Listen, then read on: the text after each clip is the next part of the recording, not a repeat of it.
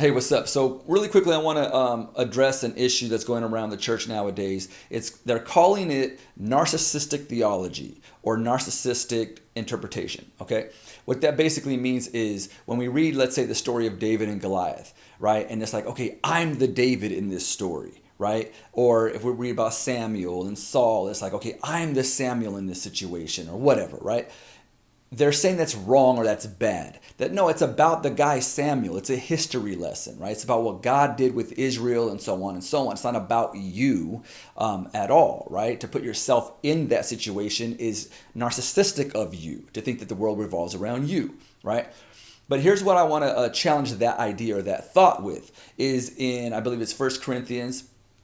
It says, these things happened to them as warnings to us. All this was written in the scriptures to teach us who live in these last days. That's a contemporary English version.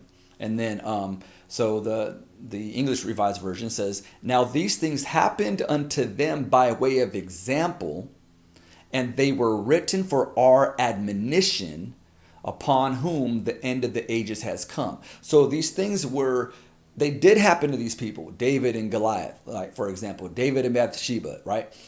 These things literally did happen to these real people, but they were written down for our admonition, for our learning, and for a warning to us who now live in these last days. We don't live in these old Bible times. We live in these modern times, but these are also the last days. This is us, right? So they're not just stories to learn history, but it's to learn from their mistakes and from the things they did well, right? It's to learn, and they were written down for our learning, for our warning. Okay, so to place ourselves in a story, an old school Bible story, is actually a good thing. And here's what I'm trying to tell you.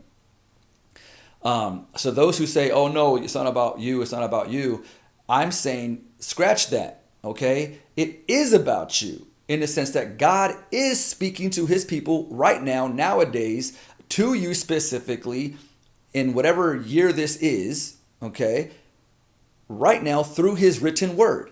Okay, so the black and white word is the logos, right? The written word, right? The scriptures,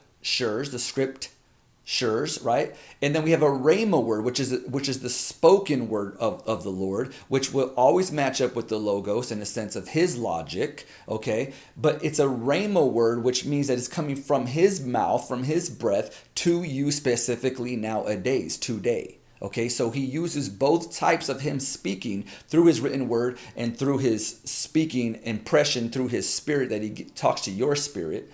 Okay, just like we pray to God, he speaks back to us. Okay, now with all that being said, we're going to get into a short little lesson of those who don't listen to or believe in what God is telling them. All right.